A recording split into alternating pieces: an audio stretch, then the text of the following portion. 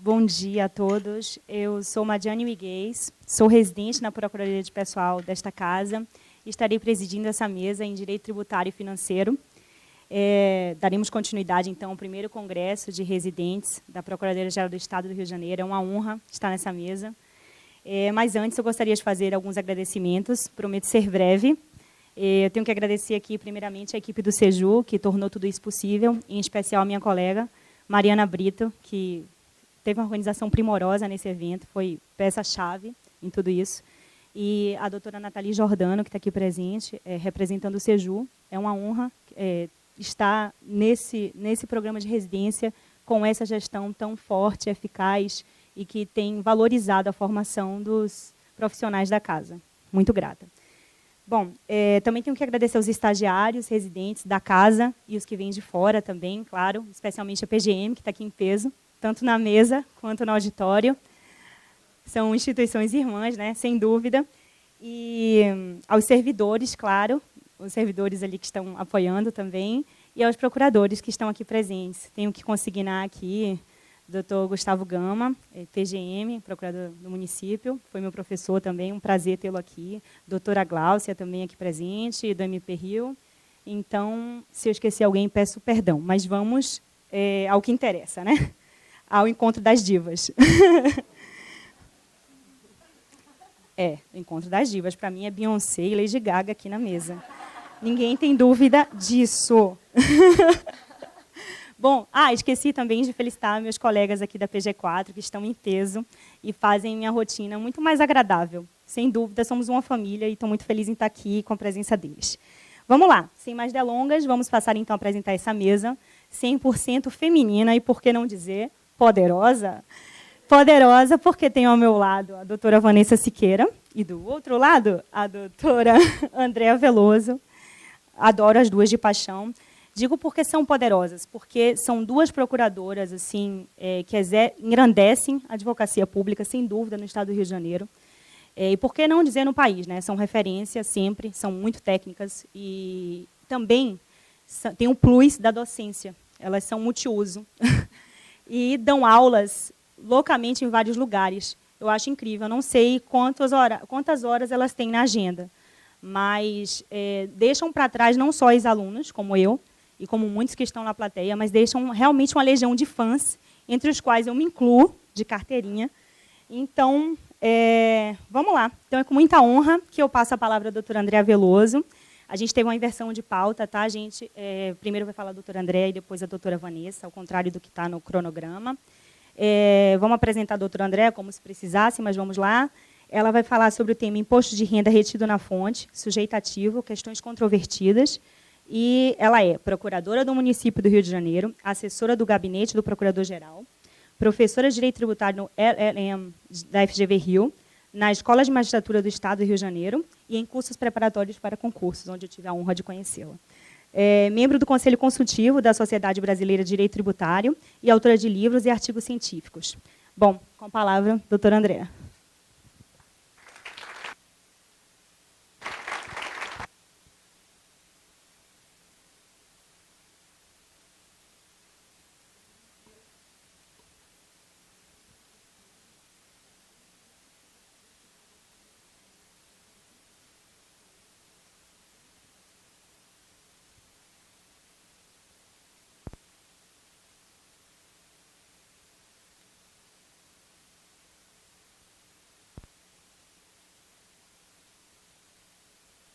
Alô?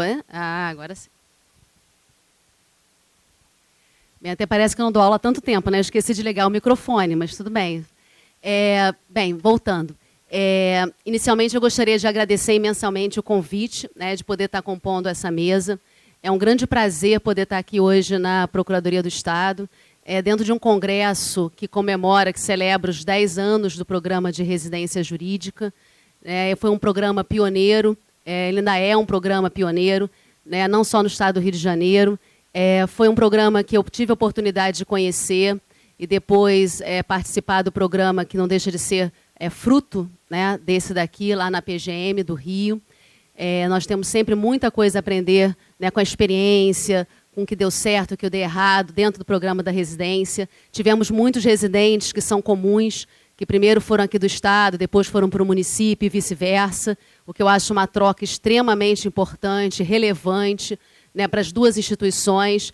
Como bem disse a Madiane, né, são instituições irmãs, nós temos muitas teses de defesa em conjunto, né, um trabalho em conjunto de muitos e muitos anos entre a PGE e a PGM.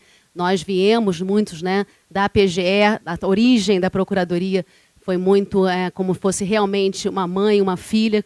Nós somos uma instituição bem mais recente, né, do que a Procuradoria do Estado. Então, é um grande prazer de eu estar aqui. Fico muito feliz também e agradeço imensamente aos residentes por terem lembrado do meu nome, né, de eu poder estar aqui nessa mesa. Eu estava conversando até com a Vanessa antes de nós entrarmos, que apesar de nós duas sermos professores de Direito Tributário, né, e ela também de Direito Financeiro há muitos anos, é a primeira vez que nós tivemos a oportunidade de estar no mesmo painel, né, com dois temas totalmente diferentes, né, mas um direito bem tributário, outro direito financeiro, mas que são temas complementares. E é a primeira vez que nós tivemos essa oportunidade, apesar de darmos aulas juntas há muitos e muitos anos, né? Nós começamos, já nos conhecemos desde lá do SESG, né, que faz bastante tempo. Então, é um prazer, pela primeira vez, podermos estar participando do mesmo painel. Né? E como a Madiane bem mencionou, eu me deixo ainda também muito feliz, porque é um painel feminino. Né? Eu sei que pode parecer, às vezes, uma observação boba, mas nós duas damos aulas de tributária há muitos anos. E o direito tributário, tem aqui no Rio de Janeiro, especialmente, tem muitos professores que são homens, né? E nós somos duas das poucas mulheres, né, que até hoje, depois de tanto tempo, não desistimos do magistério de darmos aula, especialmente uma matéria que, né, na faculdade muitas vezes não é nem a mais preferida, né, as pessoas nem gostam muito de tributário. Então, eu fico muito feliz de poder estar podendo compor essa mesa e estar aqui, né, na presença dos senhores, trazendo um tema que eu escolhi em homenagem, de uma certa forma, aos 30 anos da Constituição de 88. Eu tinha pensado o que eu poderia trazer de algo que fosse atual, que fosse novo, que interessasse as duas casas, né, que fosse uma tese de uma questão que envolvesse tanto a PGE quanto a PGM. E aí eu pensei na Constituição Federal e num tema que diz respeito à federação, que diz respeito à competência tributária, repartição de receitas, que são discussões que interessam a todos os municípios e também, obviamente, aos estados. E o tema que eu escolhi especificamente, ele é um tema que envolve, não existe nenhuma controvérsia entre os estados e municípios, né? Ao contrário, as teses de defesa, elas são únicas, porque, coincidentemente, o artigo tem a mesma redação, seja para o estado, seja para o município. E ele diz respeito a um capítulo que está muito em voga no Supremo Tribunal Federal, que é uma discussão relacionada à competência tributária, a capacidade tributária ativa, a capacidade para arrecadar, para fiscalizar, para julgar, a possibilidade de você delegá-la e mais a importância da repartição de receitas tributárias. Porque a Constituição de 88, ela, ao contrário das anteriores, ela teve uma preocupação muito grande, né, com até reforçar o peso dos municípios dentro da federação. Muitos autores dizem que é uma Constituição bem municipalista. E é interessante, como procuradora do município, que ao mesmo tempo que você aumentou o número de atribuições constitucionais, que você definiu atribuições, você ampliou, né, a participação dos municípios na federação, ela também trouxe receitas, porque não há como você ter uma federação forte, especialmente do ponto de vista dos municípios, se eles não forem autônomos. E não basta ser uma autonomia meramente política, né? Eu vou fazer aqui um plebiscito, vou me separar, vou criar um município. É importante que eles tenham uma autonomia econômica, financeira, para eles serem efetivamente autônomos.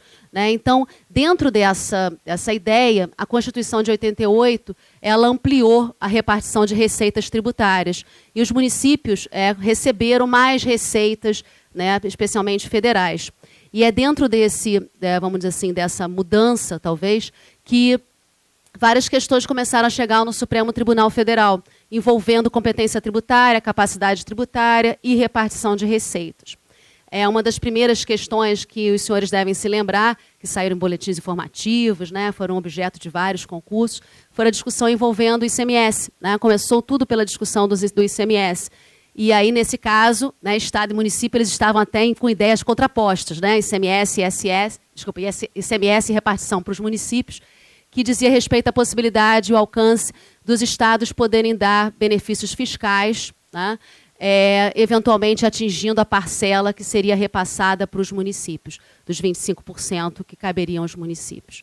Então, houve a discussão lá de Santa Catarina, depois os municípios se animaram com a decisão de Santa Catarina, começaram a discutir também o imposto de renda e o IPI, que são repartidos pelos fundos de participação, mas, nesse caso, a posição do Supremo já foi diferente. Mas todas essas discussões, elas envolveram sempre a ideia de competência, repartição, limites de concessão de benefícios pelo ente dito maior, comparativamente com aquele ente que vai receber aquela receita, que vai ser o beneficiário.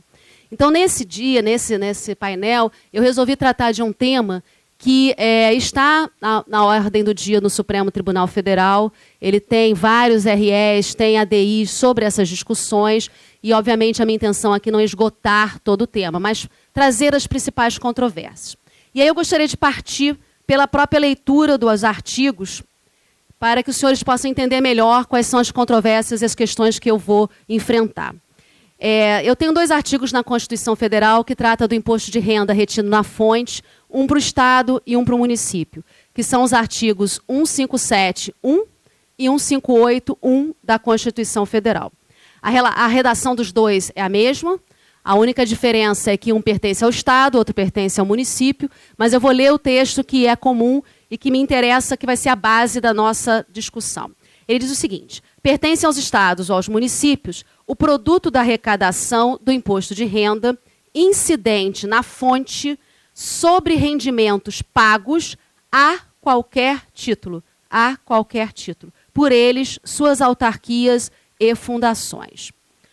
O que significa na prática isso? Todo imposto de renda que for retido na fonte, a titularidade dessa arrecadação é 100% do Estado ou do município. Essa receita não vai para a União, ela fica 100% com o Estado ou com o município. Qual é a sistemática? Depois os estados e municípios, eles preenchem uma chamada DIRF, que ela é uma declaração que informa lá o imposto de renda que é retido na fonte, e ele vai comunicar à União o que foi retido e ficou com o ente menor, seja o Estado, seja o município. Quando a gente lê esse artigo, né, e o primeiro exemplo, que é o clássico dos livros de aplicação desse artigo, é sempre a retenção na fonte em relação a servidor público. Né? Então, o Estado paga os seus servidores públicos, o município paga os seus servidores públicos, empregados públicos, retém na fonte o imposto de renda e 100% da arrecadação fica com ele. Esse é o exemplo clássico de aplicação desse artigo. Recentemente, no começo desse ano, eu tive a oportunidade lá na PGM de fazer um parecer, porque a questão chegou formalmente à PGM, sobre um caso concreto onde não houve retenção na fonte. Simplesmente era pagamento de salário, era de verba trabalhista, ou seja, na realidade era um empregado, era discussão de empregados e também tinha de estatutário, era salários dos dois, tanto do estatutário quanto do seletista, eram 2 questões diferentes, e, por acaso, não houve uma retenção na fonte do imposto de renda, o município não reteve na fonte. O caso concreto que eu enfrentei, né, que foi o objeto da consulta, foi uma ação que foi proposta por uma associação de funcionários públicos, e ele que saiu vitoriosa, e o município foi condenado a pagar várias verbas para esses funcionários públicos. Se tivesse sido uma ação individual, como é que funcionaria na prática? Você deposita o valor e o próprio município já retém na fonte o imposto de renda. Ele já vai depositar à disposição do juiz o valor, desconsiderando o valor do imposto de renda que ele retém e fica. Mas quando a ação é individual, essa ação era coletiva. Então, o que o município fez? Ele depositou totalmente, ele foi no precatório, totalmente o valor, 100%, de todos os funcionários que eram englobados por aquela associação. E não fez retenção na fonte, nenhuma. Porque ele não tinha a individualização de cada um deles. Então, ele foi condenado num valor cheio, ele depositou no precatório, pagou o precatório e simplesmente não teve retenção na fonte nenhuma, 0. E a associação, quando ela foi fazer o pagamento, ela reteve na fonte o imposto de renda. Mas, ao invés de reter na fonte e pagar ao município, ela fez a retenção na fonte e recolheu à União Federal todo o valor do imposto de renda. Aí nós tivemos outro caso, que simplesmente não teve retenção na fonte. Era outro caso, nesse caso foi individual, houve um equívoco, simplesmente ele não reteve na fonte, era uma pessoa só, o funcionário recebeu o valor total, sem nenhum tipo de retenção na fonte. E aí a consulta que chegou à Procuradoria é: o que acontece nesses casos? Né? O município ele é titular de 100% da arrecadação, não houve a retenção, ou o pagamento foi feito a um ente que não é o competente. Tem casos que, eventualmente, que estão na mesma discussão, você até faz a retenção, mas faz a retenção a menor. E aí a questão é: como é que o município deve proceder? Ou na mesma situação, se fosse o Estado, como é que o Estado deve proceder nesse tipo de hipótese? Qual é o meio jurídico que ele dispõe? Como é que ele pode fazer para receber aquele recurso que lhe pertence, sem qualquer tipo de dúvida? Então, o primeiro ponto que eu gostaria de destacar, e aqui a gente concorda, né, Procuradoria do Estado, município até a PFN, que esse recurso, que tem um parecer da PGFN tratando desse tema, é no sentido de que essa receita é do município, inquestionavelmente é do município. O fato do município, ou do Estado, né, eu estou dando exemplo do município porque foi o caso que eu estava enfrentando, mas do município ou do Estado. O fato dele não ter retido na fonte, ou o fato de ele não ter retido a menor, ou eventualmente ter sido pago equivocadamente a um outro ente da federação, não desloca ou não muda a regra de repartição de receitas. A receita continua sendo do município e do Estado. Então, a PFN tem um parecer, que é o PGFN número 1925 de 2008, que firma essa premissa. A discussão começa a surgir quanto ao meio a ser proposto para a defesa desse interesse. No exemplo que eu dei, por exemplo, da associação, que ela recolheu à União, uma possibilidade jurídica é o próprio ente, Estado ou município, fazer uma notificação, né, fazer um pedido administrativo à União, ou fazer uma notificação extrajudicial, que eu acho que não funciona, mas de qualquer maneira é uma possibilidade, de eventualmente a União voluntariamente transferir aquele recurso, reconhecer que houve um erro, que houve um equívoco e devolver, e repassar. Alguns entes federativos, alguns estados já sofreram essa situação e entraram com ações contra a União. Provavelmente fizeram o pedido administrativamente, não lograram êxito e ingressaram em juízo. Então, é um ente federativo propondo uma ação contra outro ente federativo, visando efetivamente aquele repasse.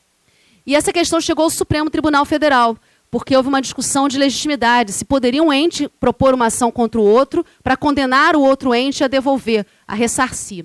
E o Supremo Tribunal Federal entendeu que sim, não tem nenhum problema. Obviamente, aqui a questão é de competência, é de repartição de receitas, titularidade. Se você entende que você é o ente competente e o outro recebeu equivocadamente, nada mais certo de que você venha propor uma ação ordinária e cobrar. Até aqui eu não vejo nenhum problema, apesar da questão ter chegado ao Supremo. Mas a questão, eu acho, mais controvertida surge quando não há recolhimento nenhum. O ente não reteve na fonte, não cobrou o tributo, e o imposto de renda simplesmente não foi recolhido.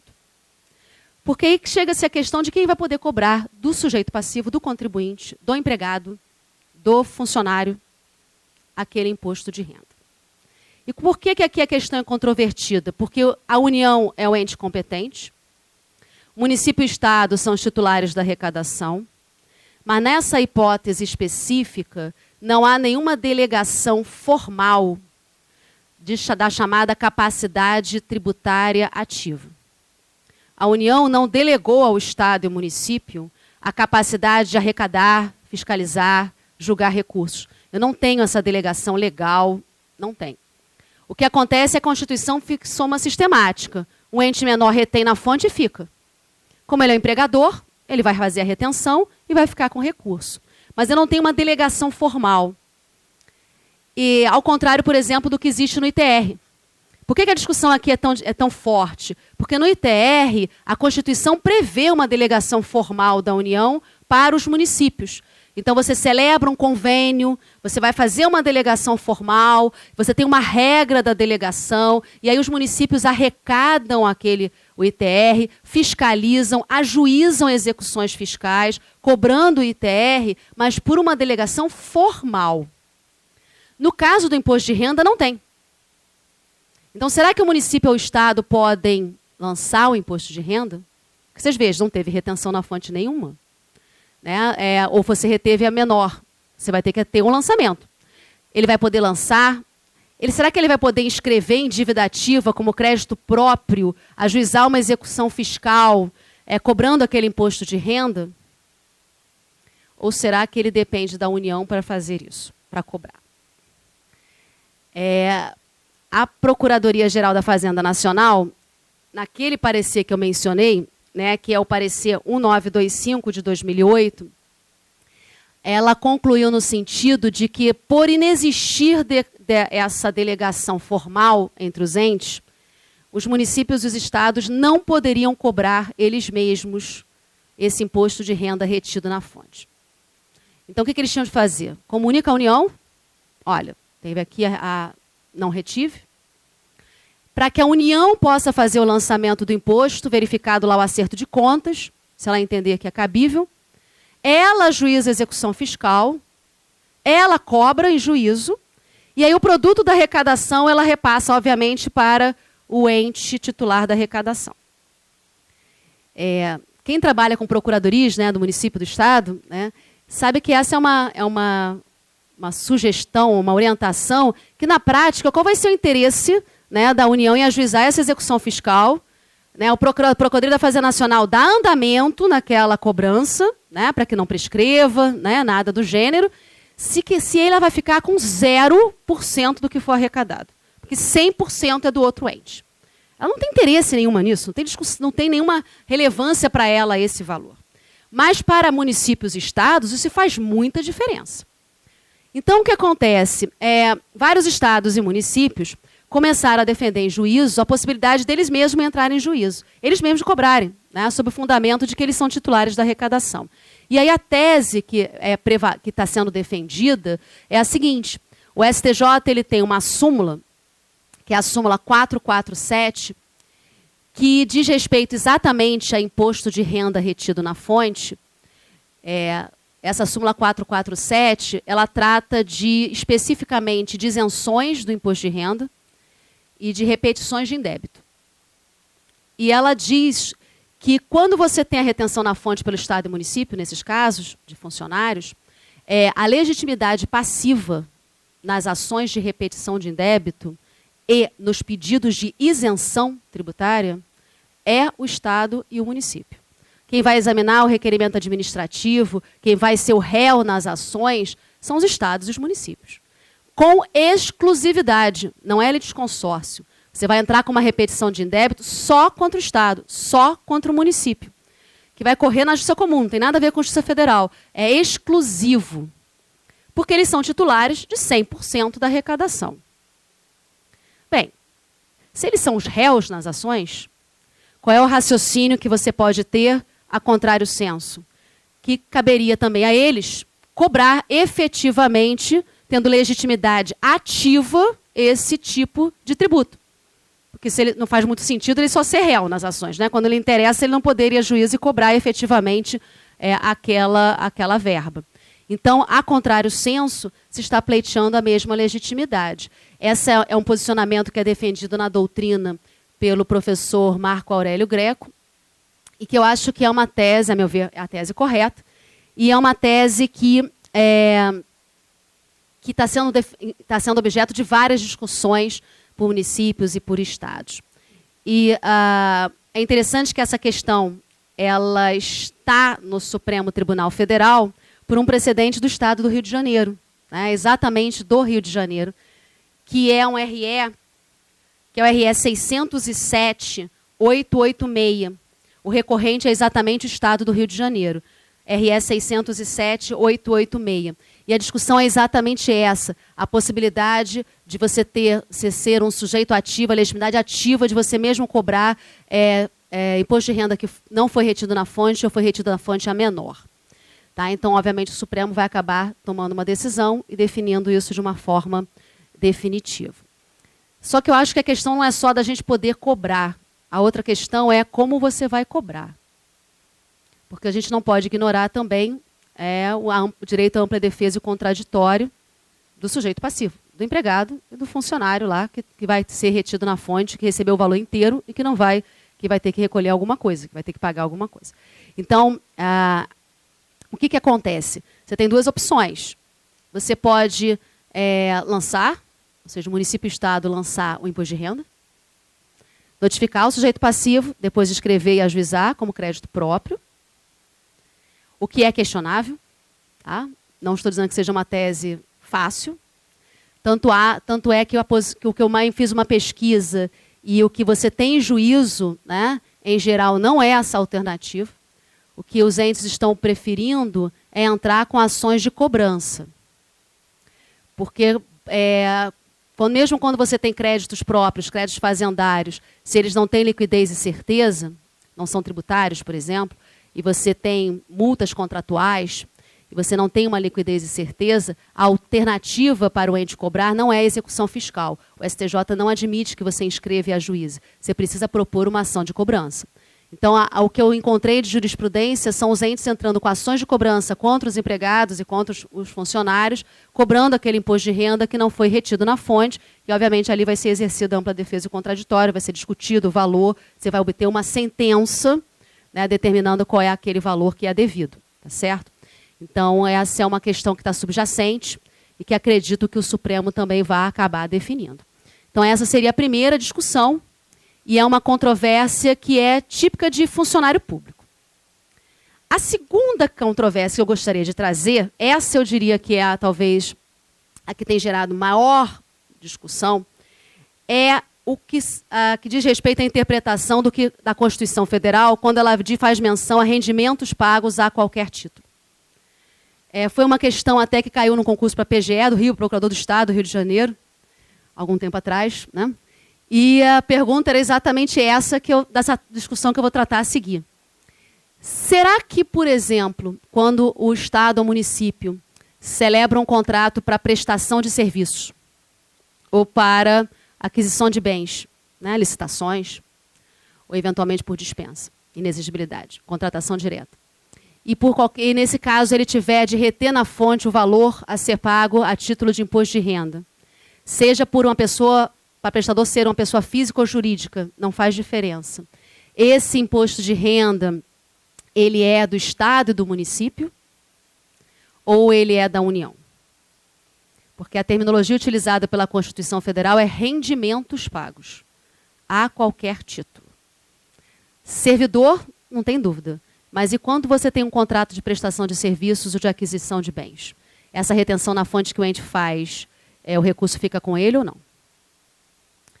Desde a Constituição de 88, né, durante mais de 20 anos, o posicionamento da PGFN era no sentido de que era do município do Estado. Então, ele retinha na fonte, ficava com recurso, preenchia a DIRF, resolvido o problema. Só que aconteceu que, quando chegou em 2015, a PGFN mudou de posicionamento. Ela alterou o seu posicionamento, que vigorava durante mais de 20 anos. E, em função de uma consulta que foi feita, de uma solução, de uma consulta, ela foi feita à Receita Federal e ela passou pela PGFN também. A União baixou uma instrução normativa, que é a Instrução Normativa da Receita Federal, número 1599 de 2015. 1599 de 2015. Essa instrução normativa muda completamente a sistemática. O que ela entende? Que essa receita é da União. Ou seja, os municípios e os estados, eles têm que preencher, eles têm que recolher esse recurso à União, preencher uma DCTF, que é uma declaração de créditos de tributos federais, confessão do débito, né? Que a DCTF confessa o débito, ela implica numa confissão de débito quando você preenche, e recolhe a União. Se você não recolher, a DCTF é uma confissão de débito, o crédito está constituído, e ele pode escrever em dívida ativa, a União, e ajuizar uma execução fiscal contra o Estado e contra o município. porque aquela verba seria deles, a gente teria de ter retido e repassado. E o fundamento da PFN e da Receita Federal é de que, fazendo uma interpretação histórica, que todas as constituições federais, até a de 88, só dava para os estados e o município, para os entes ditos menores, né, os subnacionais, só a receita dos funcionários públicos, só. Então, que não tinha motivo para ter interpretado a Constituição de 88 de uma outra forma. E que o CTN tem um artigo, que é o artigo 85, inciso 2, que diz o seguinte, que a receita dos funcionários públicos fica com os municípios e estados, só. Então, o próprio CTN, que fixaria as normas gerais envolvendo o imposto de renda e normas gerais envolvendo repartição de receitas, esse artigo é de repartição de receitas, só prevê que fica com os entes menores receitas de funcionário público. Então, o entendimento da área federal é de que não faz sentido, esse valor é deles. O que aconteceu?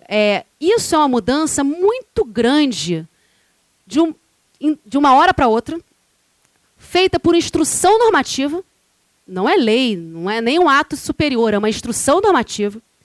E eu gostaria de destacar que talvez para os estados faz toda a diferença, mas para os municípios isso faz uma diferença imensa. A maioria dos municípios brasileiros vivem de receitas transferidas.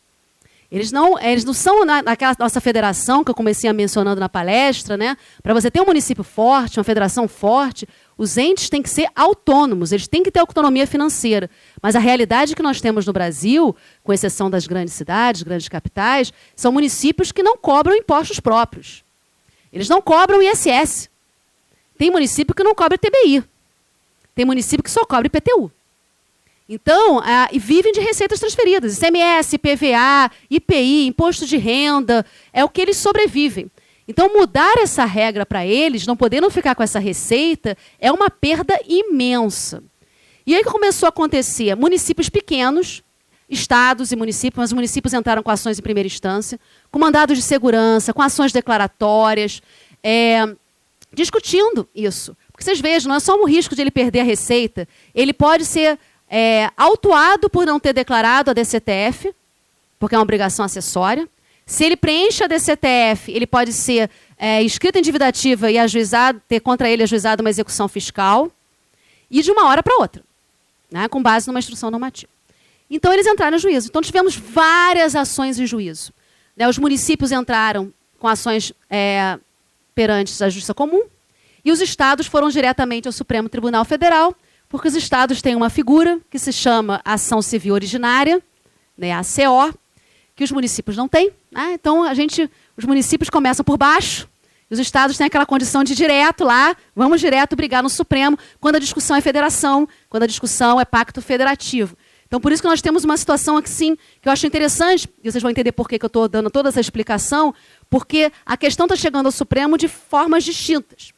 Né, os municípios estão vindo todos por ações em mandado de segurança e ações embaixo, e você tem ações civis originárias no Supremo Tribunal Federal.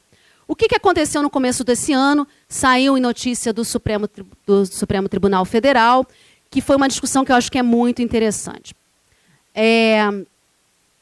O TRF da 4ª região, que engloba o sul do país, né, os estados do sul do país. E aqui eu queria fazer uma observação, até para sendo justa, com vários colegas meus procuradores que são de capitais, né, dos 3 estados do sul, né, Rio Grande do Sul, Santa Catarina e Paraná. Muitas discussões chegam pelo TRF da 4ª região ou pela parte do sul do país, várias discussões. E essa foi uma delas. E ele foi o primeiro TRF do país que reconheceu, que admitiu um incidente de resolução de demandas repetitivas, que o IRDR ele reconheceu, tem ações no TRF da 1ª região, tem ações no TRF da 5ª região, mas o primeiro, que é a parte do norte, né, Distrito Federal e o norte e nordeste do país, mas o primeiro que reconheceu o incidente de resolução de demandas repetitivas foi a 4ª região. O que aconteceu? Imediatamente, a União entrou no Supremo Tribunal Federal com um pedido, foi o primeiro do país, primeira vez que esse artigo do CPC foi aplicado, com um pedido de suspensão nacional do incidente de resolução de demandas repetitivas.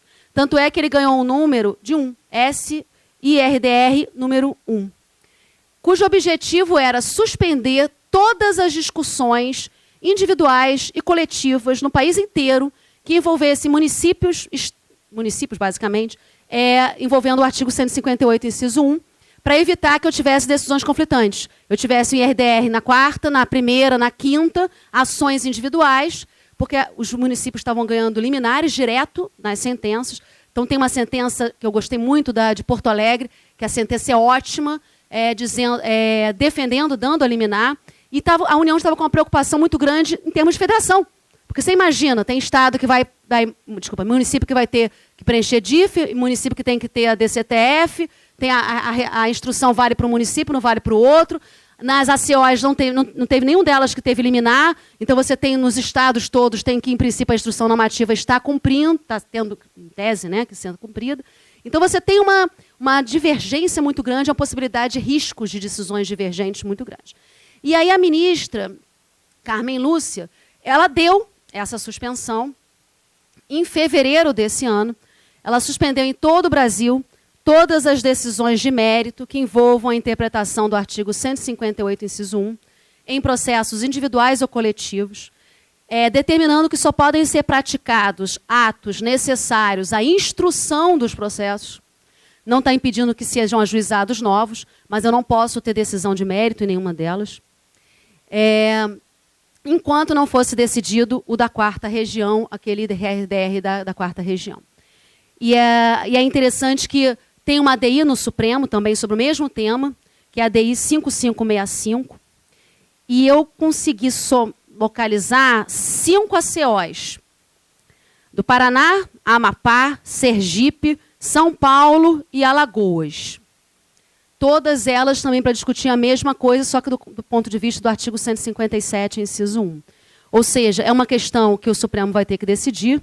A meu ver, né, aqui, já colocando a minha opinião, você poderia dizer assim, meio tendenciosa, né, considerando que eu sou procuradora do município, mas é a minha opinião como professora, como alguém que, né, acho que acredita no que está defendendo, né, acho que é um objetivo da Constituição Federal, ao dizer que são rendimentos de qualquer natureza, a qualquer título, pagos a qualquer título, não foi restringir, tanto é que o texto é diferente da Constituição anterior, né? Não foi restringir aquele recurso que vai para o ente menor. Ao contrário, foi para ampliar. O objetivo da Constituição, na realidade, foi dar mais recursos, não restringi-los. Né? E você não pode interpretar, com todo respeito, a Constituição Federal, limitá-la com base num artigo do CTN, que é da década de 60. Né? Então, na verdade, você tem que interpretar o CTN à luz da Constituição de 88. E não, a meu ver, o inverso, que me parece que foi o que, com todo o respeito do mundo, foi o que a PFN fez e que a Receita Federal fez.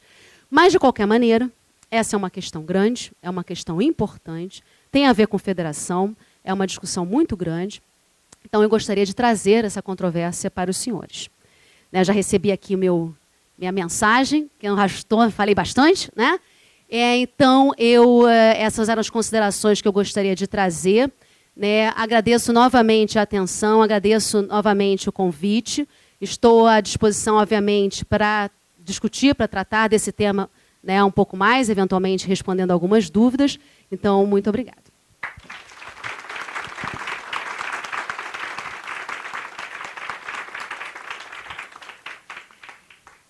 Bom, tem como discordar do seu entendimento? Não tem como, né? Obrigada, doutora Andréia, pela excelente palestra. Não tem como, eu não discordo da doutora Andréia, nem da doutora Vanessa de jeito nenhum. Então, foi uma palestra, como sempre, técnica, esclarecedora e carinhosa. Não perde o tom docente nunca, né? Sempre uma delícia. Bom, então, vamos passar adiante, né? Já que a doutora Andréia usou um pouquinho mais do tempo. Eu também tenho direito. Entendeu o problema das divas?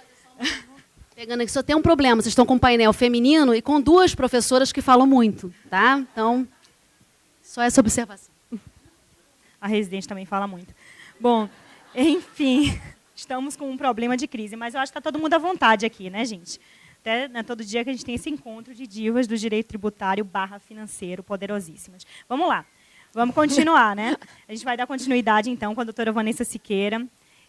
O tema dela é a desinfluente, entre parênteses, né? Então, aí, olha o jogo, desinfluente participação do presidente da República na concretização das políticas públicas agasalhadas no orçamento.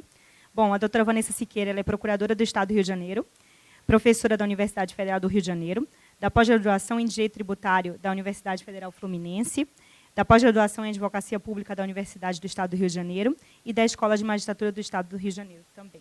Então, passo a palavra, por favor. Muito obrigada, querida. Bom, pessoal, 3 apontamentos, né, são necessários antes de iniciarmos a nossa conversa. O primeiro deles, gostaria de registrar a minha felicidade em integrar esse seleto grupo de professores, né, um grupo criteriosamente escolhido pelos residentes da PGE. Quem já pisou aqui no 14º andar, né, para ministrar aula para residência jurídica, sabe do que eu estou falando, sabe que vocês não são fáceis, né? Bom, nós temos residentes preparadíssimos, né, com opiniões contundentes, né, ostentam algumas posições bastante contundentes, são criativos e são super afiados na avaliação dos professores. Então, eu fico muito feliz. Ter sido escolhida por vocês realmente compensa qualquer coisa. Eu me sinto agraciada, né? Meu coração está em festa. Bom, em segundo lugar, eu gostaria muito de consignar a minha admiração pela Andréia. A Andréia realmente é uma unanimidade, senhores. Estamos aqui diante de uma unanimidade. Todos amam a professora Andréia. E a professora Andréia, ela, eu acho que não sabe disso, me inspirou bastante no magistério. Bastante. Estamos diante aqui de uma sumidade. E eu me recordo, eu não vou falar o ano, porque isso vai revelar a nossa idade, né? Mas há muitos anos, né, eu fui convidada generosamente pelo professor Ricardo Lodge a integrar o corpo docente do SESG, que era um curso, acho que existe ainda, né? Mas era um curso bastante indicado para procuradorias.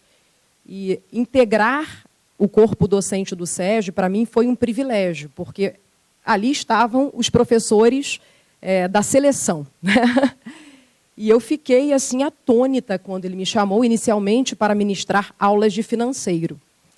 Deparei com a professora Andréia e, qual não foi a minha surpresa, o SESG fazia avaliações periódicas, né, consultando os alunos, e a professora Andréia, ela ganhava todos os anos a melhor professora, a melhor professora. E eu lembro que eu cheguei nesse dia, assim, foi meu primeiro dia no SESG, cheguei, e eles estavam premiando os professores, lá estava a professora Andréia, eu me sentei timidamente do lado dela.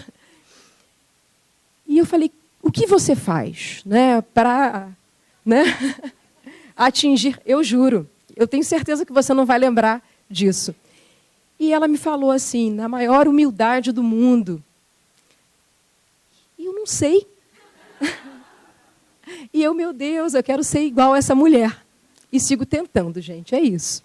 Né? E somos contemporâneas, não estou falando nada de idade, é porque se trata mesmo de uma pessoa genial. Né?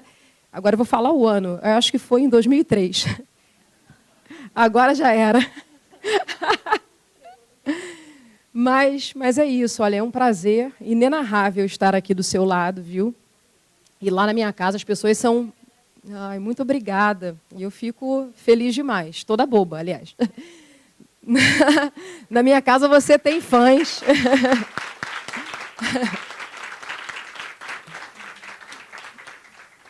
Bom, é isso. Imagina, Andréia. Imagina. Nós temos que elogiar mesmo, né? O mundo está em guerra, né? E o que é bom tem que ser destacado. E gostei muito da iniciativa da nova administração do Sejur, né, de oxigenar a casa, podendo convidar pessoas de fora. Né, isso foi maravilhoso para todos nós. Né, contar com a participação, né, dos procuradores da PGM. Eu registro aqui a presença do Gustavo da Gama, que é meu orientador no doutorado. E, desde logo, eu confesso, porque não escolhi um tema de tributário, né? Eu não seria capaz de rivalizar com a professora Andréia, migrei para o direito financeiro timidamente. Bom, então essa é a segunda coisa em relação à qual eu gostaria de colocar luzes. A terceira coisa é a seguinte: eu protesto por mais tempo de fala. Desde logo. Eu estou brincando, obviamente. Mais ou menos, eu acho que eu não estou brincando, não. De início, alguém me falou que eu teria um tempo muito maior, né, do que o tempo de que eu disponho. Eu teria, inicialmente, 45 minutos. Eu acho que eu entendi errado. De todo modo, eu confeccionei, né, uma palestra para ser proferida em 45 minutos. Aí, essa querida aqui chega e olha, não, você não tem 45 minutos, você vai dispor tão somente de 20 minutos. E eu tive que reformular a minha palestra. Mas vamos lá. Já destaquei os pontos, né, iniciais, agora vamos à escolha do tema, né? Antes de discorrer sobre o objeto dessa nossa palestra, eu devo lhes revelar o que me impulsionou a escolher a presente temática, né? Obviamente, estamos em época nefasta, né? Época de campanha eleitoral. Então, vem à tona a questão da desigualdade de rendas, né? Toda aquela discussão referente à redistribuição de rendas. É uma discussão naturalmente polêmica, e como eu amo polêmicas, eu abracei a discussão. E aqui estou para tentar dirimir essas controvérsias mais técnicas e estimulá-los também a abraçar o direito financeiro. Eu, professor Gustavo da Gama, né, nós estamos aqui no Estado do Rio numa verdadeira cruzada para popularizar o direito financeiro, que fica sempre ali, enjeitadinho, encostado num canto. É um horror. Mas eu sou apaixonada por direito financeiro e eu acho que já contaminei muitos dos meus alunos, né? Muitos. Mas vamos lá. O que acontece, gente? O Brasil é um dos países, né, campeões em concentração de rendas. Isso é um horror, né, de fato. Então, pululam, né, os mecanismos tendentes a minorar essa problemática.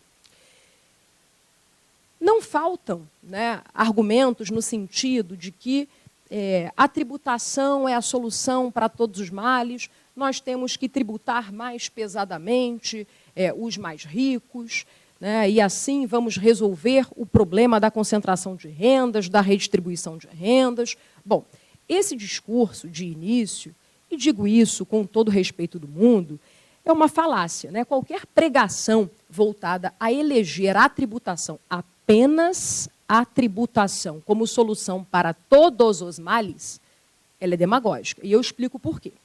A verdadeira sede da redistribuição de rendas é o orçamento público. Então, de nada adianta nós abocanharmos mais, né, daqueles que ostentam signos presuntivos de manifestação de riqueza mais robustos, se essa parcela não for transferida para os mais necessitados pela via orçamentária. Então, essa é uma realidade. Então, a redistribuição de rendas, ela será implementada aqui no Brasil, né, primeiro, sim, pela via da tributação, num segundo momento, né, pela via orçamentária.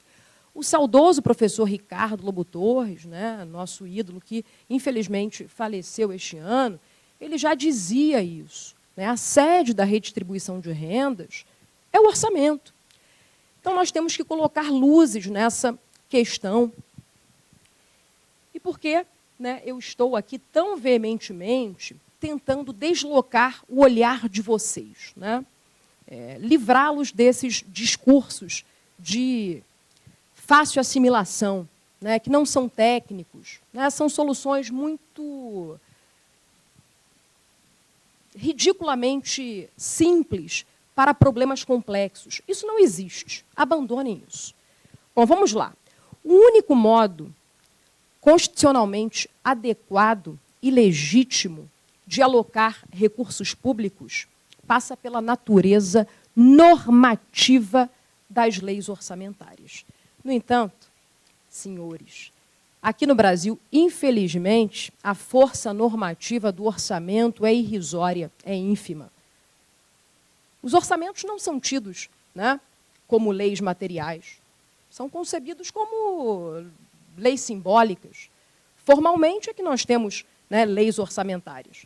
Então, aqui no Brasil, prevalece ainda, né, a despeito da promulgação da Emenda 86 de 2015, que transmutou parte do orçamento em instrumento impositivo, ainda prevalece aqui a ideia no sentido de que o orçamento é preponderantemente autorizativo.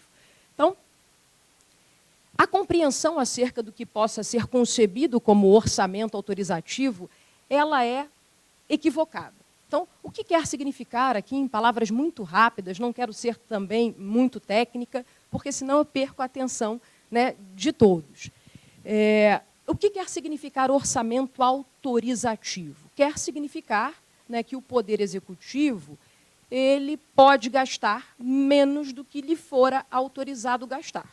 Perfeito. Aqui no Brasil, como isso é lido?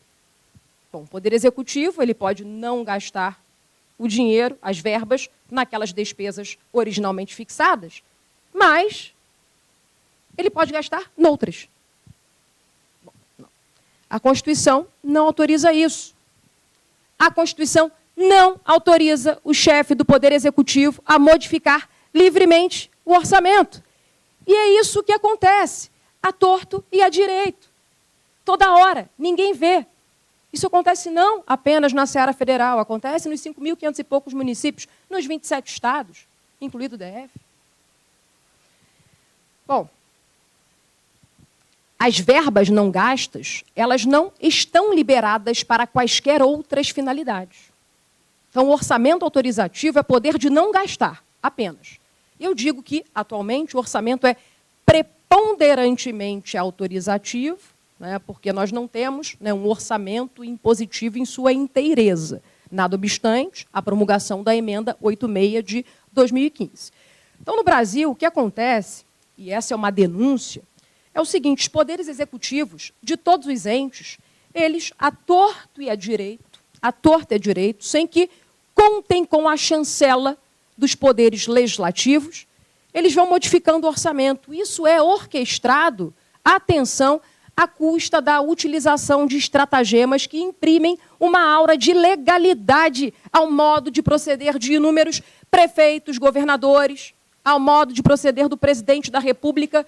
Isso é um descalabro, né, para usar uma expressão que eu sempre utilizo nas minhas aulas, né?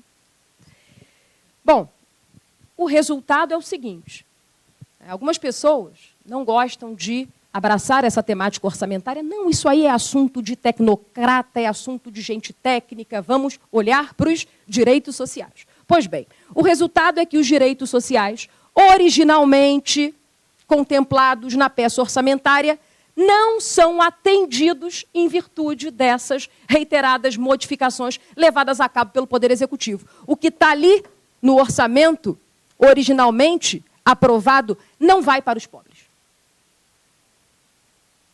Isso aqui é assunto de tecnocrata? Não é, não. Não é. Então, o que acontece, gente? Para a grande maioria, a satisfação dos direitos sociais demanda a judicialização do pleito. É isso.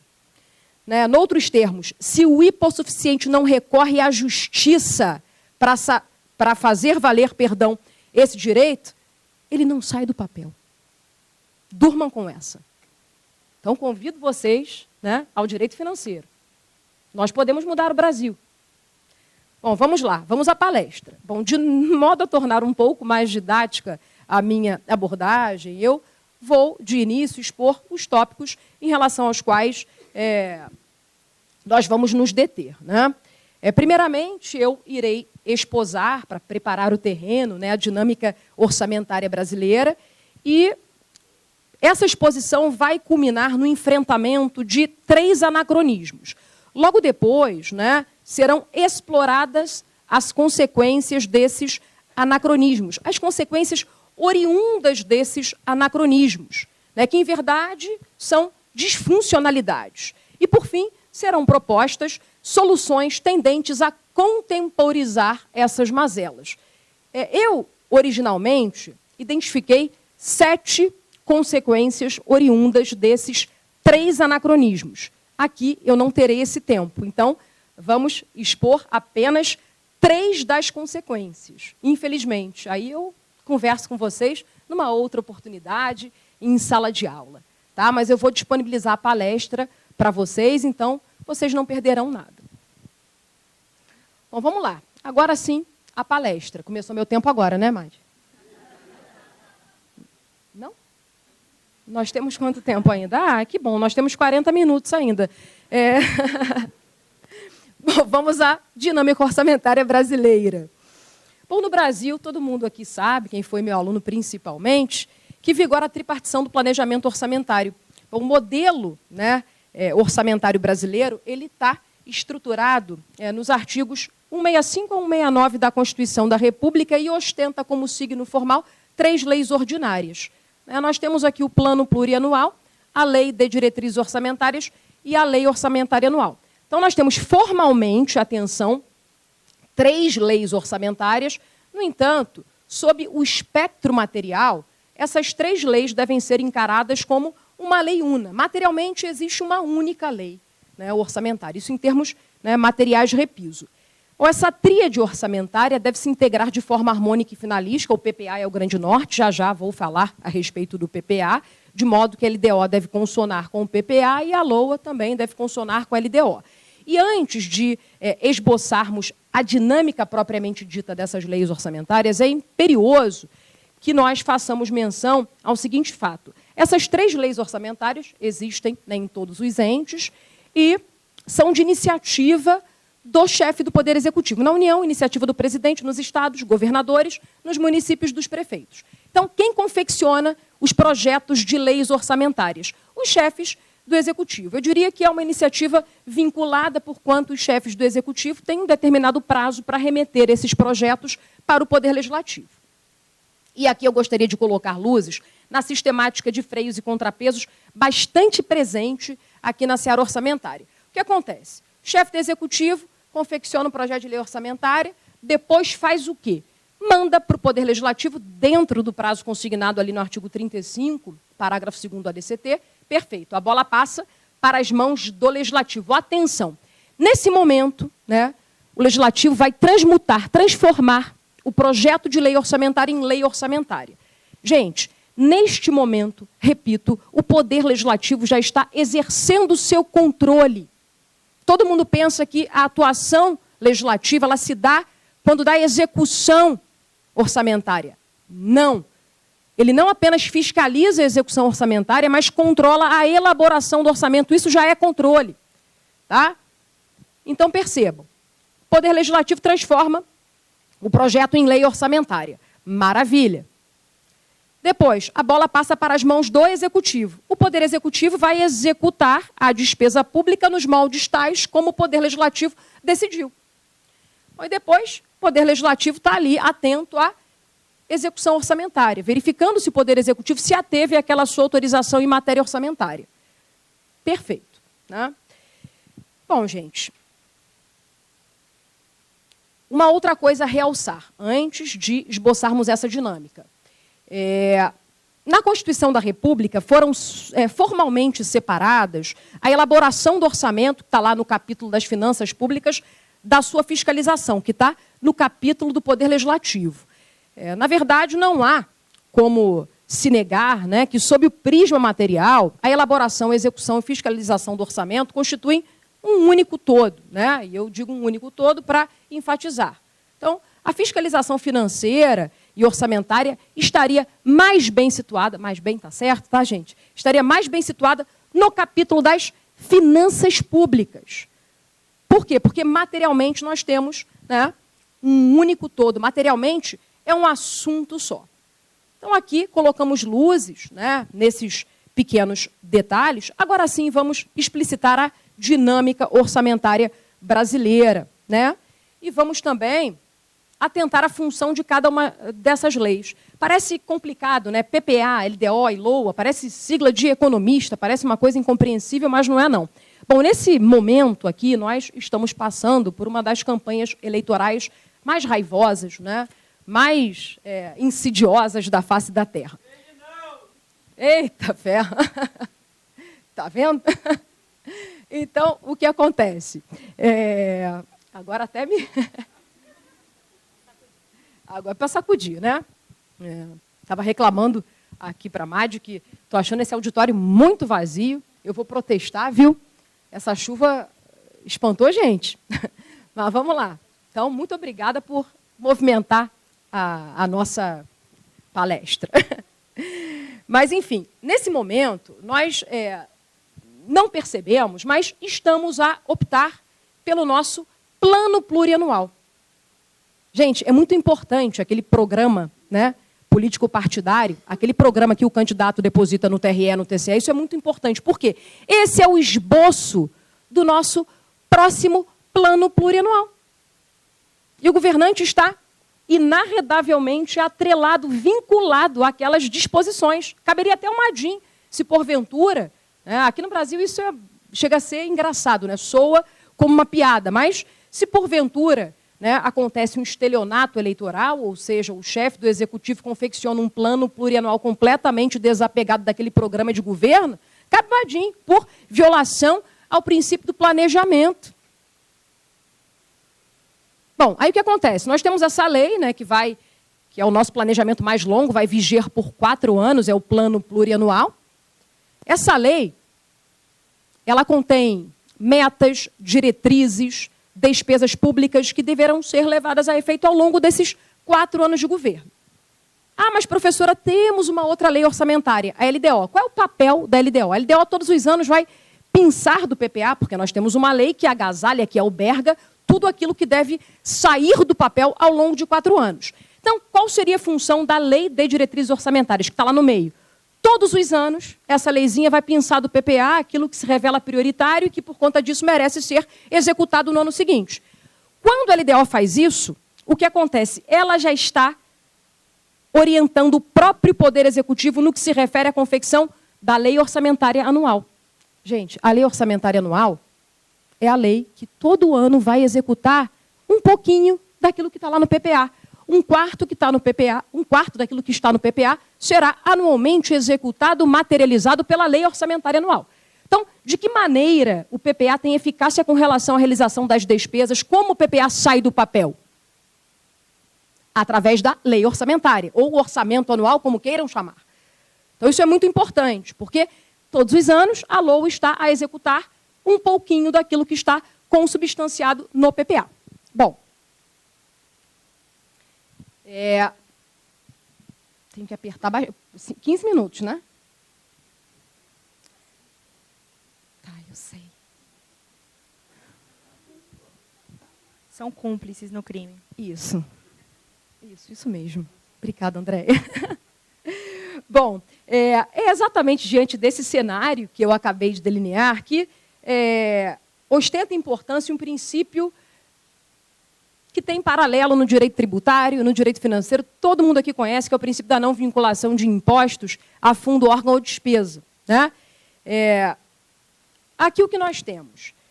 Esse é um princípio atrelado ao elemento finalístico dos impostos, né? O que se faz com o dinheiro arrecadado a título de imposto? Esse dinheiro vai para as despesas genéricas do Estado, aquelas despesas concernentes a serviços públicos indivisíveis de usuários indeterminados, aqueles serviços ultra-universo. Pois bem, a Constituição, no que se refere aos impostos, ela consagra a seguinte ideia: não pode, né, estar atrelada a receita de imposto a fundo, órgão ou despesa. De início, apenas faço uma observação. Essa é uma ordem, a ordem consubstanciada no artigo 167.4, né? E aqui nós temos o princípio da não vinculação. Essa é uma ordem não dirigida ao administrador, mas dirigida ao legislador. Então, é óbvio que eu, na qualidade de chefe do Executivo, quando eu vou confeccionar, né, o orçamento, eu posso, né, atrelar o dinheiro, né, oriundo da arrecadação de algum imposto a uma despesa específica. Eu não estarei vinculando, eu estarei procedendo a uma alocação de recursos. Então, o que não pode é existir uma lei vinculando parte ou tudo aquilo que é arrecadado a título de imposto a uma despesa específica. Pois bem, esse princípio, gente, ele é um princípio um tanto quanto esquisito porque comporta 8 exceções. Ou seja, Esse é o princípio constitucional orçamentário que comporta o maior número de exceções. Isso é complicado porque, de início, a Constituição fala não pode atrelar a receita de imposto a fundo, órgão ou despesa. Os impostos, sob o prisma do produto da arrecadação, são tributos não vinculados, desvinculados, desafetados. Mas aí nós temos 8 exceções. É óbvio que a inserção dessas 8 exceções na Constituição acabou por deturpar o princípio da não vinculação. Para que vocês tenham uma ideia bastante singela, quando da promulgação da Constituição havia apenas 2 exceções. Existiam 2 exceções. A exceção concernente às transferências constitucionais, né, que nada mais são do que as repartições de receitas, né, a professora Andréia até falou sobre isso, e a exceção concernente à manutenção do ensino. Com o passar dos anos, eles foram, né, promulgando emendas tendentes a vincular mais ainda o orçamento. Então, a palavra de ordem, qual é hoje em dia? O orçamento é todo vinculado. O orçamento é absolutamente rígido, é engessado, vinculado. Aí, de início, fazendo uma outra observação, bom, é óbvio que de nada adianta escolher esse ou aquele candidato, porquanto o orçamento está todo, né, atrelado a despesas pré-concebidas. Né? Nós temos 8 exceções para a União, né, 6. Então, nós temos 8 casos em que o legislador constituinte, ou ele vinculou a receita de imposto a uma determinada despesa, ou permitiu que o legislador vinculasse. Isso é grave. Isso é muito grave. Eu prego até a desvinculação. Mas, diante desse exagerado número de exceções, nós temos uma deturpação aqui na Constituição e tiveram que criar um mecanismo para desvincular na ponta o orçamento, que é a chamada, todo mundo conhece aqui, DRU ou DRU, Desvinculação de Receitas da União. Esse mecanismo criado, né, para durar temporariamente, ele adveio, em sua origem, com a emenda de revisão 1 de 94. Estamos em 2018. Bom, esse mecanismo foi sendo prorrogado até os dias atuais. A última emenda, né, que prorrogou a DRU é a emenda 93 de 2016. Isso foi até bastante esquisito, porque a DRU antiga ela iria viger até dezembro de 2015. Chegamos em dezembro de 2015, o Congresso não se manifestou, passamos para o ano de 2016, o Congresso não se manifestou, chegamos a setembro. Aí prorrogaram a DRU, que já havia sido extinta em dezembro do ano de 2015. Mas o papel aceita tudo. Então, o que aconteceu? A nova DRU mudou de face. O que significa a DRU? De tudo quanto a União arrecadar a título de taxas, contribuições sociais e contribuições de intervenção no domínio econômico, de tudo isso nós temos 30% desvinculados. Bom, essa emenda veio em setembro do ano de 2016, mas retroagiu a 1º de janeiro do ano de 2016. Antigamente eram impostos, contribuições sociais e de intervenção no domínio econômico. Agora, no lugar dos impostos, estão as taxas. Isso é meio complicado, porque nós temos a questão da referibilidade, já é papo para outra palestra. Mas de 20% passou para 30%. E foi prorrogada, não por 4 anos, mas até o ano de 2023. E, ao ensejo, criaram também a DRE e a DRM, desvinculação de receitas dos estados, desvinculação de receitas dos municípios. No âmbito dos estados e municípios, nós temos multas, impostos e taxas desvinculados, também na ordem de 30%. Então, só para situar vocês, né? Nós temos aqui um orçamento que foi todo vinculado por emendas constitucionais, que acabaram por torná-lo absolutamente rígido, engessado, aí adveio a DRU para desvincular na ponta. Pois bem, agora sim eu preparo o terreno, né, depois de explicitada a dinâmica orçamentária, e agora sim começando a minha palestra, vamos ao ponto em relação ao qual eu gostaria de colocar luzes. Atenção, a conciliação da execução discricionária do orçamento com a necessidade, a conciliação da execução discricionária do orçamento com a necessidade de materialização por parte do Estado dos direitos fundamentais, não pode prescindir do enfrentamento de 3 anacronismos que permeiam a dinâmica orçamentária e que nos conduzem a um inaceitável déficit democrático. Vamos lá. Agora sim, a problemática objeto de enfrentamento nesta palestra. Bom, Um primeiro dado, né, antes de nos determos nesse assunto. Eu preciso destacar que aqui no Brasil se revela absolutamente irrisória a margem de negociação relacionada à alocação de receitas orçamentárias. Bom, aqui no Brasil, as taxas de êxito do Poder Executivo no que se refere à produção legislativa atingem patamares inimagináveis. Ele, o Poder Executivo, legisla muito mais do que o poder competente para legislar. Muito mais, né? E essa cifra foi incrementada pela promulgação da Constituição da República de 88, que alterou veementemente, de uma forma muito cruel, né, o equilíbrio de forças entre o Executivo e o Legislativo. Na seara da tramitação e da execução do orçamento, essa triste realidade se mantém inalterada, absolutamente inalterada. Bom, essas deficiências que afetam o equilíbrio de forças entre Executivo e Legislativo, elas encontram base, né, supedâneo, em 3 sortes de anacronismos. Agora vamos encarar esses anacronismos. O que acontece com o orçamento aqui no Brasil, né? Por que os pobres não deixam de ser pobres? Primeiro, a reduzidíssima margem de manobra de que dispõe o Poder Executivo para confeccionar o orçamento e para exercer a sua discricionariedade. Isso culmina no engessamento da programação, com efeitos deletérios na sistemática de separação de poderes. Então, guardem, esse é o primeiro anacronismo, a reduzida margem de manobra de que dispõe o chefe do Poder Executivo. O segundo anacronismo, a reação do Executivo, né? O Executivo, atado em sua discricionariedade, ele tenta corrigir a fórceps essa distorção, né, valendo-se de estratagemas que culminam no descumprimento do planejamento eleito pela população. Isso também reverbera na equação da separação de poderes. Então, o Poder Executivo, como eu havia realçado, ele promove à torta e à direito, sem quaisquer doses de timidez, alterações no orçamento, sem que se valha da chancela do Poder Legislativo. Isso é um absurdo. Isso acontece em todos os entes. Ninguém vê.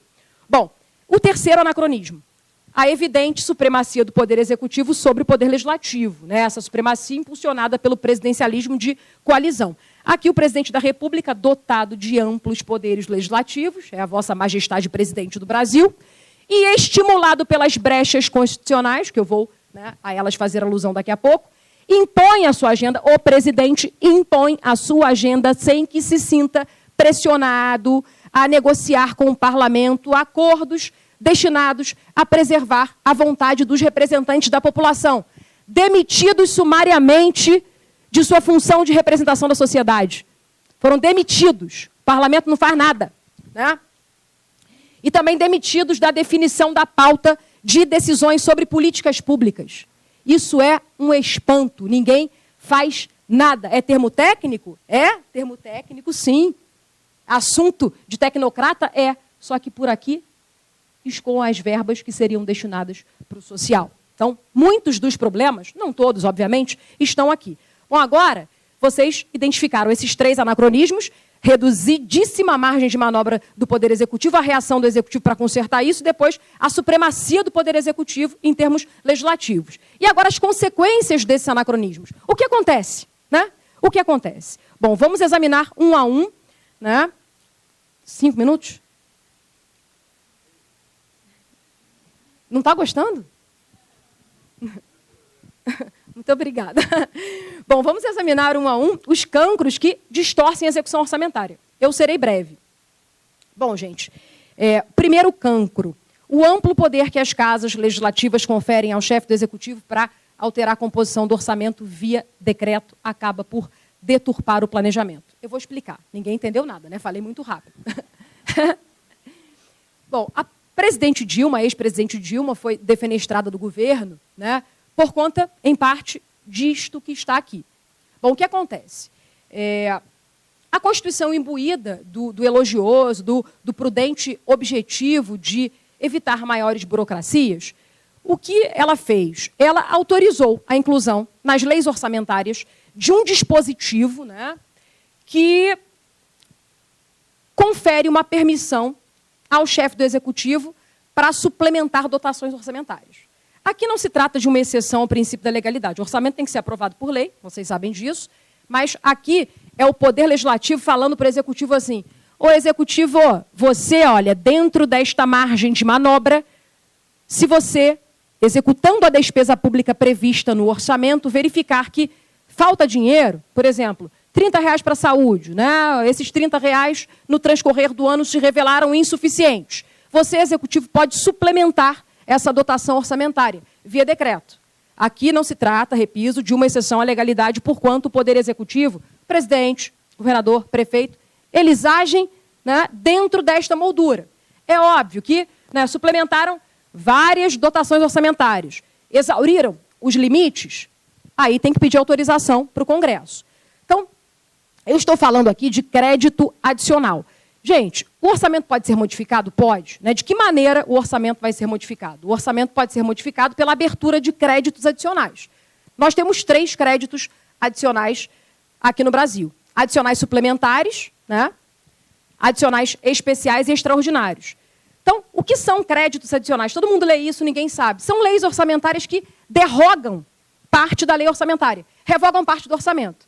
O suplementar é para reforçar uma dotação que já está lá, o especial é para criar uma dotação, né, uma dotação nova, para satisfazer uma necessidade nova, e o extraordinário é para suprir uma despesa imprevisível e urgente. Então, quando nós estamos diante de leis que autorizam a abertura de adicionais, nós estamos diante de leis que alteram a lei orçamentária anual, em função dessas, né, necessidades. Bom, para todas essas leis que autorizam a abertura, para todas essas modificações, né, que vão autorizando a abertura de adicionais, há que se ter uma chancela do Poder Legislativo, com exceção do adicional suplementar. Por quê? Porque o adicional suplementar é só para reforçar aquilo que já está lá.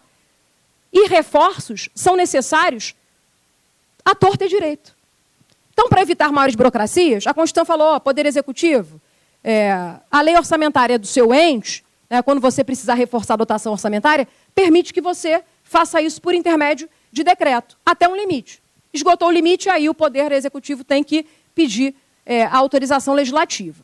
Bom, o que acontece, gente? Essa autorização, plasmada no artigo 165, parágrafo 8º da Constituição da República, né, e aqui nós temos o artigo que permite a inclusão na LOA desse dispositivo, né, a inclusão do dispositivo que vai conferir autorização para o Executivo suplementar o orçamento por decreto. Pode parecer esquisito, mas não é. Mas, vejam, essa norma aqui constitui uma das vias pelas quais a liberdade do Poder Executivo atinge a sua faceta mais escancarada. Então, o que nós temos no Brasil inteiro? Poderes executivos alterando o orçamento público por decreto, à custa, né, de uma manobra subrepetícia. Por quê? Porque temos lá 30% do orçamento. Na verdade, na União, nós temos aqui o... Tem que acabar? Na União, nós temos o cumprimento da meta de superávit primário. Mas vamos lá. O que nós temos aqui, gente? Essa margem de manobra de que dispõe o Poder Executivo para alterar o orçamento suplementando verbas, ela é alargada à custa da subrepetícia, subestimação de receitas e superestimação de despesas. Então, o aumento dessa margem de disponibilidade, atenção, olha que coisa mais insidiosa. Esse aumento não se dá em termos nominais, mas em termos reais. Então, nós deparamos com aquela cifra, 30%, isso representa muito mais. Então, nós temos o Poder Executivo mexendo no orçamento à torta e à direita, sem a chancela do Poder Legislativo. Bom, eu costumo dizer que um chefe de executivo que saiba lidar muito bem com o orçamento, que seja inteligente no sentido técnico aqui da palavra, ele governa sem a ajuda do Poder Legislativo. Bom, a minha solução, né, o que eu proponho para amainar, para contemporizar essa mazela, definir em termos específicos uma margem dentro da qual o chefe do executivo possa manejar verbas afetas à suplementação. Essa margem nunca poderia ser livre. Né? Por quê? Porque é óbvio que o parlamento cede às pressões do Poder Executivo e confere uma margem cada vez maior e, às vezes, né, em termos nominais, a gente nem percebe isso. Bom, o segundo cancro, eu só vou abordar esse último e acabar, que pena. É porque eu fico muito revoltada, eu fico vendo algumas coisas, né, e realmente me revolta. O segundo cancro é esquisito. Por quê, gente? Porque eu disse que o orçamento pode ser alterado pela aprovação de créditos adicionais. Mas existe uma outra forma de se alterar o orçamento. Ninguém olha para ela, que é pelo estorno de verbas. Então, o orçamento ele pode ser alterado por duas vias. Seja pela abertura de créditos adicionais, seja pelo estorno de verbas. Nós temos até, né, um artigo na Constituição que consubstancia o princípio da proibição de estorno, que está lá, consubstanciado no artigo 167, inciso 6. Esse artigo proíbe remanejamento, transposição, transferências de recursos de uma categoria de programação para outra ou de um órgão para outro, sem prévia autorização legislativa. Ou seja, para estornar verba tem que ter o quê? Autorização legislativa. As casas legislativas, os executivos, sei lá, né, se providencialmente, confundem estorno de verba com abertura de adicional. Vocês já podem intuir o que acontece. A exceção conferida pela Constituição à abertura de adicional suplementar é transplantada para o estorno de verbas. Então, o que nós temos em todos os entes da federação? Chefes de executivo estornando verba por decreto sob o mote de que aquele estorno, né, que aquela modificação é reforço orçamentário. E não é. Então, isso acontece. Também ninguém vê, assunto técnico, você é tecnocrata. Nós temos poderes executivos de todos os entes fazendo isso. Alterando o orçamento por decreto, remanejando. Veja bem, alterar o orçamento à custa da abertura de adicional é uma alteração quantitativa. Alterar o orçamento remanejando, transferindo, transpondo verbas de uma categoria de programação para outra ou de um órgão para outro, essa é uma alteração qualitativa. Temos só uma exceção, né, em que o presidente pode, por decreto, fazer esse remanejamento, só que desde que o assunto diga respeito à ciência, tecnologia e inovação. A única exceção. Mas como eles confundem a abertura de adicional com estorno de verbas, nós temos um chefe de executivo tirando dinheiro de um órgão, botando no outro, por decreto. Ah, não, mas isso aqui está na exceção constitucional. Eles confundem isso providencialmente. Isto acontece em todos os entes. Ninguém olha para essa jossa. Não adianta discurso demagógico. Tem que ver isso aqui, isso é sério. Bom.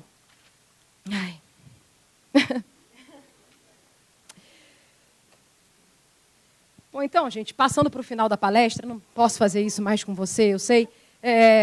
Bom, aqui o problema a ser encarado, e eu já pulei alguns cânceres em relação aos quais eu gostaria de tratar, mas eu vou mandar para vocês, eu prometo. O problema a ser encarado condiz com a sistemática referente ao processo orçamentário, que é pródigo, como eu havia pontuado, na vinculação das receitas e extremamente autoritário quanto à possibilidade de o chefe do executivo empreender ao seu bel prazer e alvedrio modificações no orçamento. Gente, o orçamento que vocês veem lá no início do ano, que é divulgado na mídia, esse orçamento não sai do papel, não. Nunca sai do papel. O orçamento aqui no Brasil, infelizmente, ainda é uma peça de ficção. Então, a solução proposta: controle judicial do ciclo orçamentário como saída para tornar eficaz a peça orçamentária, né? Gente, a execução cotidiana das políticas públicas que são definidas nas leis orçamentárias é frágil, é instável, né? Por quê? Porque materialmente as leis orçamentárias são simbólicas, não são leis. Então, eu sustento aqui a necessidade de juridicizar os orçamentos, exigindo a máxima vinculação à legalidade. O problema está todo aqui na legalidade. A legalidade é esbofeteada. Entra dia, sai dia. Legalidade orçamentária é uma quimera aqui no Brasil. Só que esse é um assunto de tecnocrata. Então, eu convido vocês à reflexão. É óbvio que aqui, né, foi uma sementinha que eu plantei no coração de cada um de vocês. Mas, quem sabe, né, se vocês se interessarem, não podemos originar um grupo de pesquisa, né? O professor Gustavo da Gama, ele faz isso muito bem na UERJ, nos estimula a todos. Então, pensem nisso, está aqui, procurem ler um pouquinho mais sobre o orçamento, né? Eu lhe suplico, porque grande parte da problemática do Brasil está aqui na seara orçamentária. Bom, gente, eu não posso falar mais, porque eu já estou sendo aqui metralhada. Muitíssimo obrigada pelo carinho de vocês, pela atenção de todos vocês, né? Eu agradeço. a casa, as residentes, e estou muito feliz, de verdade, de poder estar aqui na minha casa, né, plantando essa sementinha no coração de vocês. Destaco aqui a presença da minha mãe, da minha esposa, Gláucia, que me faz muito feliz, da minha irmã, que são a razão da minha vida. Bom, gente, é isso. Um beijo para vocês todos. Muito obrigada por tudo, tá?